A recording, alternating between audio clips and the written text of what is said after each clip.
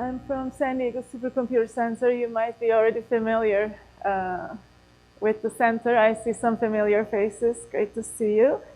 I'll talk about the WIFIRE project, which is probably not in the traditional sense, this really large-scale HPC. But I think it's still interesting in the way it uses computing and analytics together, and especially the way it impacted our region. So it is a project for predicting wildfire behavior. Why is it an HPC project? Because it uses modeling and combines it with data, what we would call big data, coming from different sources together with modeling. And when we started, our first goal, or highest priority, I should say, among other things, was calculating the direction and rate of spread of an ongoing fire as fast as the fire is happening. So in our region and many regions in the nation and the world, there is a big growing phenomenon about wildfires. They are not just happening, they're happening bigger and stronger every year. And when it happens, it could be our fire suppression efforts, it could be climate change, there might be other reasons for it. But when it happens, the single most question is, where is the fire? Nobody knows where the fire is, believe it or not. And understanding the location and where it's going to be in the next 6 hours, especially 10 years ago, wasn't done on a real-time basis.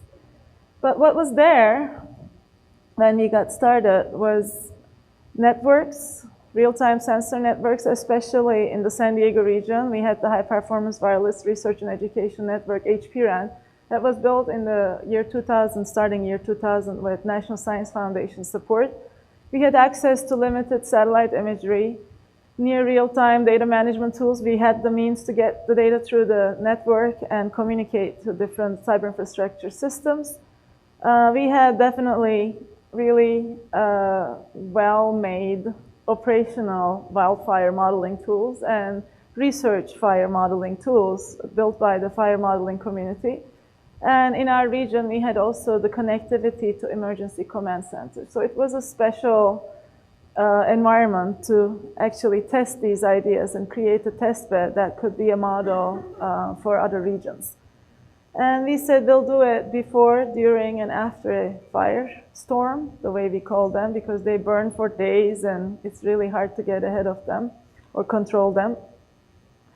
And what I'm going to talk about today is mainly during the fire scenario. So we do other things before and after fires, but I'll focus on during the fire and the real-time aspect of the modeling today. So two things I would like to emphasize, because they were our inspiration, was again the HPRAN, which had mountaintop cameras, really dense network of weather stations when we started, and high-performance connectivity to emergency command centers and our data centers at the Supercomputer Center. And the far side, which is the operational fire modeling tool that was built by US Forest Services by Mike Finney, and it was used operationally to model fires.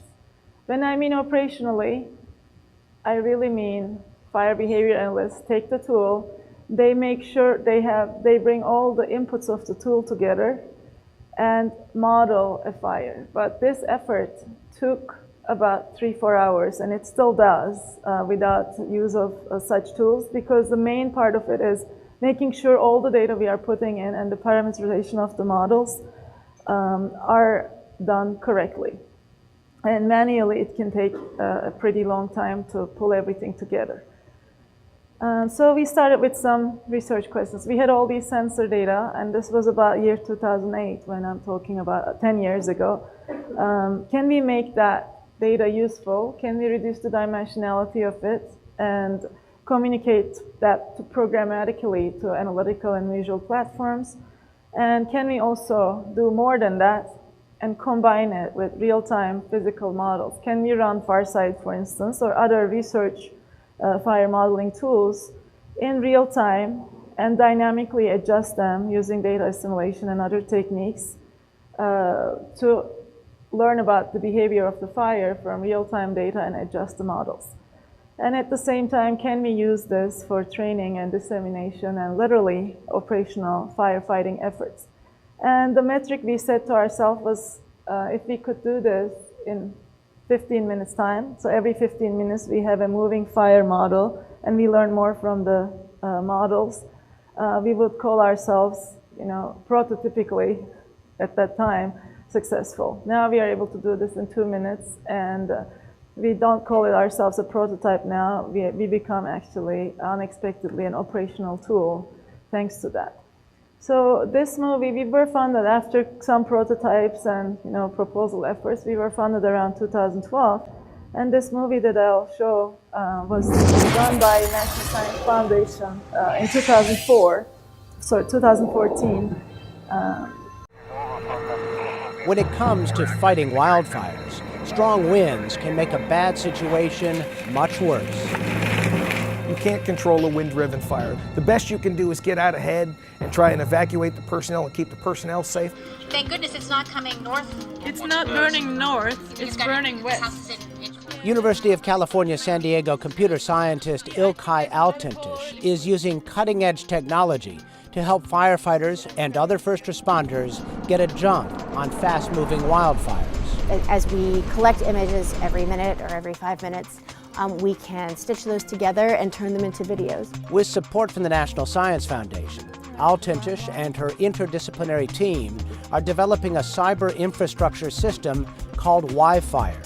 It uses sensors, high-speed communication networks, high-resolution imagery, and advanced computing to forecast where wildfires are heading as the fire burns. We have access to satellite information. We have access to supercomputers and great data integration, data management. Our goal is to put all this knowledge and infrastructure together. We're using San Diego County as a testing ground. The WIFIRE system taps into a high-performance wireless network that monitors a steady stream of images and data from cameras and weather sensors mounted on radio antenna towers all over the county. In the future, when fires start, the data will be fed into the university's supercomputers. Their software will generate behavior models of the fire, where it's likely to spread and its path of destruction. The more information, the more accurate the models. While the wildfire is progressing, we're learning about its dynamics, we're learning about the vegetation, and we're getting a better and better estimate what the wildfire is doing. The quicker we can get this information, the quicker, basically, firefighters can make decisions. No one knows that better than computer engineer Thomas Hutton. You couldn't even recognize where my house was. In 2007, a wildfire destroyed his home, even as he was helping build the county's high-speed network that might have saved it. If this network would have been in place with the functions that are there now, I think this fire could have been contained. Physicist and computer scientist Larry Smarr says tools developed here could have far-reaching impacts. So imagine that you could have a detailed model of a wildfire path, and you could actually compute the progress of the flames faster than real time and provide advance warning to the first responders. The team hopes a national, even global cyber infrastructure will be built in the future. They want to make wildfire prediction as reliable as forecasting any other threatening storm. For Science Nation, I'm Miles O'Brien. So I think the movie shows what the state of the art for us at that time was in 2014, and to bring data to monitoring, visualization, and modeling interfaces. Monitoring is just getting the data bits and showing them on a map, or looking at graphs of it and things like that. Visualization, we mean by visualization these 3D interfaces that we can actually combine data with other things like previous firefighters, 3D maps of the county and things like that to get more information, more summarized information about the data, still kind of information visualization. And with modeling, we really talk about scenarios about what the fire could do in a certain situation or in real time where it's going. Or after the fire, what happened and how can we assess the real impact of it by combining with other data sources. Data, of course, we hear that being called also sometimes big data because it comes from different sources. There's a variety to it. There are typical big data management aspects of it, both in real time and historical sense, and starting with understanding really how much we can trust the data and the veracity issues with the data. So all of it is being handled in real time. And we are coming to this modeling, so more accurate situational awareness during fires. And there what we are doing is we are getting real-time remote data and combining with historical data sets that's what's built into the platform and assimilating this data to physical models and combining what we learn from the data with modeling efforts. To be able to do that in real time programmatically, we need to have programmatic access to these data sets. So that was the first thing actually we worked on. You need to be able to automate this programmatic access coming from different sources and integration of data because depending on the situation, the way we are doing it would change. And integrating it into models is yet another step. And in between, we need to be able to transform the formats of these data sets in a way that the models will accept, and then again translating or transforming those results into forms or formats that geospatial interfaces can ingest. So that's why it's a big system integration effort, and I've been working on workflows. My team actually, together with collaborators, built the Kepler workflow system over time since 2001. So we use workflows in the background. So nobody sees the workflows, nobody knows that we are using workflows for that, but that was our system integration secret sauce, so to say. And we built data communication interfaces in the background where workflows can ingest those data sources and combine those with models and experimental data and scale those on platforms, both in the storage and computing sense, and communicate those to different interfaces. This could be alerting interfaces, this could be scientific interfaces, or this could be typical map interfaces that somebody can log into via the web and see what the model is doing. But why our workflows are useful here? Because it's really, when we execute the models and combine that model with real-time data, typical scripts won't work. There's a lot of different parameterization. There's scenario-based parameterization. There's pre and post formatting, GIS capabilities. There's a scalability based on what the fire is doing, how many fires are happening. And there's also the validation concerns related to reproducibility and provenance issues that workflows can handle pretty fast. So it's just a programming method, a workflow-driven computing, but I think in such scenarios, they really help to bridge the exploratory part of the work to scalability. So if you explore with them and build these workflows, it makes it easier to scale them and make them more usable and validatable in real time. So what's a typical modeling workflow? We have landscape information that you will see here. It would be the field, topography, and topology and things like that. And then there's real-time sensors and weather forecasts that we are ingesting from different sources.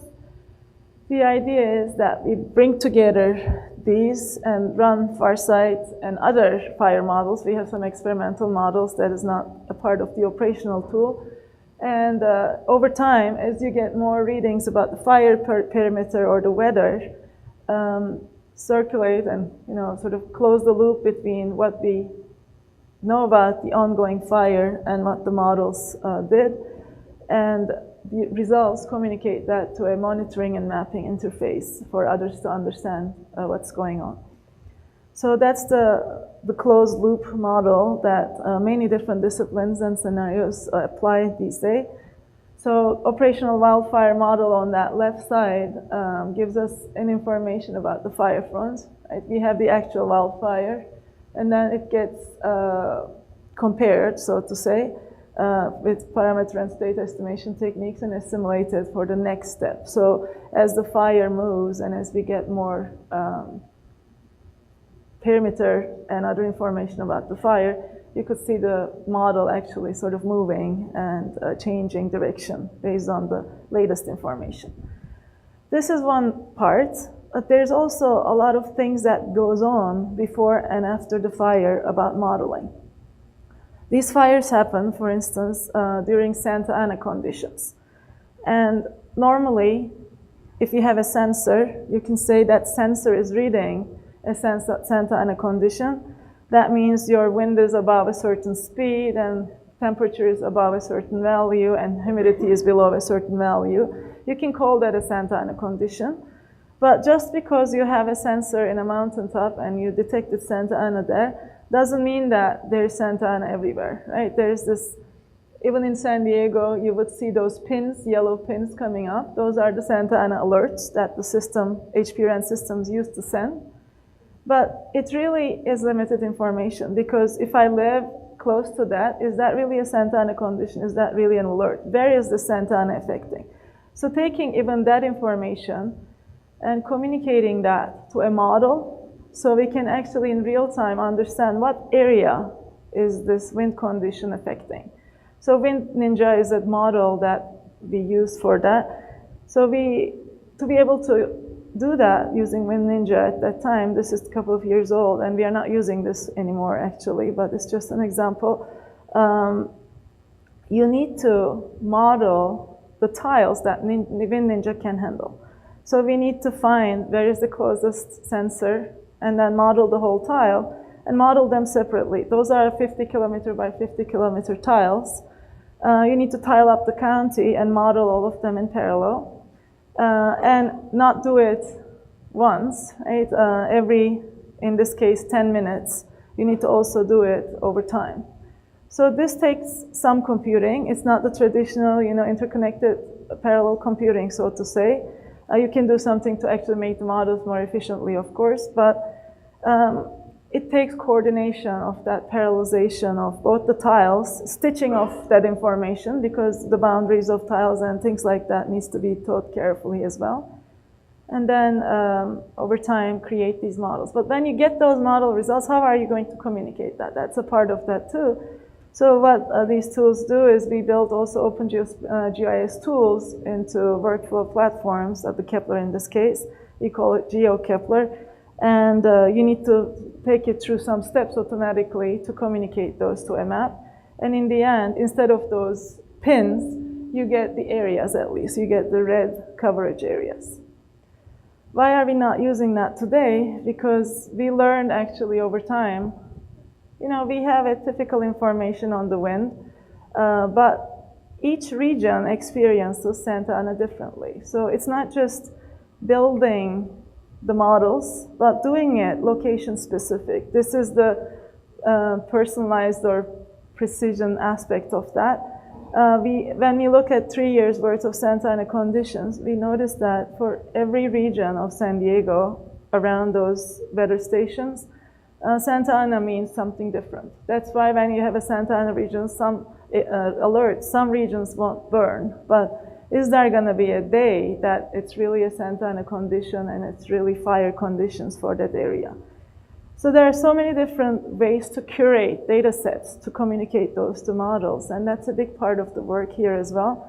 So prediction of Santa Ana conditions in a location-specific way, or when we have these cameras, when we see a smoke on them, being able to really geolocate that smoke and communicate to the modeling tool without having human in the loop is a part of it. And fuel is actually the hardest part of the fire modeling. Can we actually do better fuel modeling on a real-time basis using neural networks and image processing techniques? When firefighters talk through their radios, because we use that information, actually our team listens to those radios and puts in the right parameters sometimes. Can we actually automatically understand what they're talking about through that? And many other different scenarios like that. And over time, for example, this is the fuel case, we collaborate with Digital Globe and Planet Labs to get high resolution satellite imagery. And we can now, on an experimental basis, detect Southern California fuels through satellite imagery and potentially update fuel databases, or when there are burn scars, update the fuel databases. So we are evolving. Fuel is the vegetation that burns during these fires.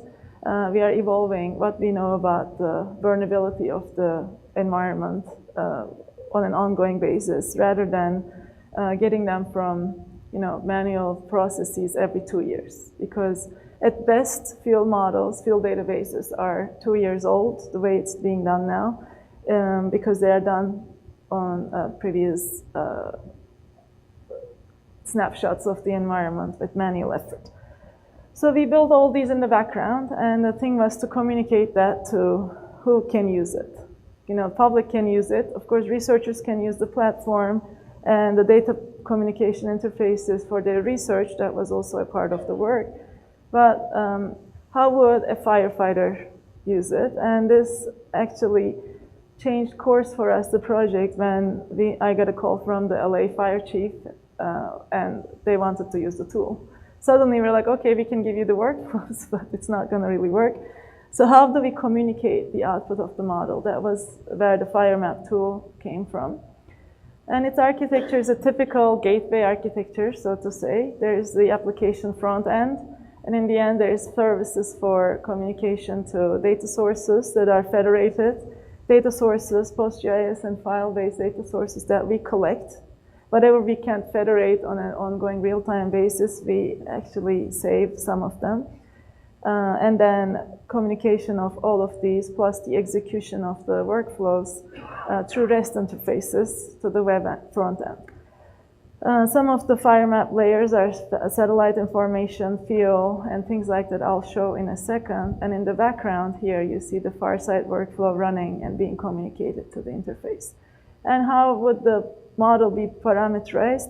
Everything that we would actually use to build a model is also communicated through the interface, through, of course, a login-based interface. It's not the public part. To build scenarios, or in real time, read whatever is going on in the environment and start a model. So when a user comes to the platform, what they see is something like this. There's the map interface. And also there's the fields that you could see, basically different environmental data. There's historical fires that they can go and learn about, and we actually do something about those, how the fires evolved over time and things like that. There's the weather, wind speed, humidity, and things like that that we get from the sensor. If it's white, we don't get, for example, their humidity sounds like. And the arrows are the wind direction. So it's all information visualization on the map, right? Geospatial visualization of the data that we are reading. And you can click on all of these sources and see what happened there over the last 24 hours and things like that. And then you can start at some point an ignition point and a fire from there. The day we've done this, it wasn't a fire condition. So you see in 1 hour, you actually have a slow burn. Every color is half an hour, because that's apparently a decision point for managing fires that we learn. But if it was a Santa Ana day, what would happen? Now we'll see, actually, if it was a fire condition, in that 1 hour, this would be the scenario. So being able to know that it's going to be there and getting ahead of it as fast as possible actually changes the game.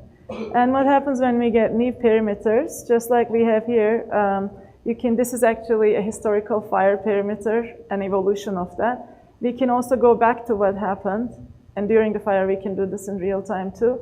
You can go to the perimeter and say, what was the weather at that time? Can we put in that weather and see how the fire evolved? So we can go back and evaluate models using historical data this way as well. So that's what we've been using for research then. So then once you have the fire model, you could see evolution of it over time, how much area it affected. If you, for example, clicked on this area, ETA, where the fire will be in this case, 3 hours. And then we built, now it creates an opportunity to bring in other sources. We always was very stubborn about the tool only doing fire modeling, but we are always being pushed to, can you give me this, can you give me that? For example, you can combine it with census information and understand. So once you have an environment like this built, I think it makes it easier to bring in new data sources and do air quality monitoring and things like that, or in this case, population integration. So of course, HPC is one part of it, or scalable computing, I'll call it, because I'm embarrassed to call this HPC in this crowd. But usability is the other part of it. We did significant studies with LAFT and exercises involving all their actually fire chiefs to communicate it in the best way. And also, while it's happening, while the fire is happening, combining it with sort of built-in validation. So this was the Blue Cut fire in 2016. My team actually listened to those fire radios and put in the best conditions we could have about the local weather. And this was the model that was built a couple of hours into the fire. And what you see in orange, right under it, there's some peaks. Those are the satellite detections of the actual fire in the next 6 hours.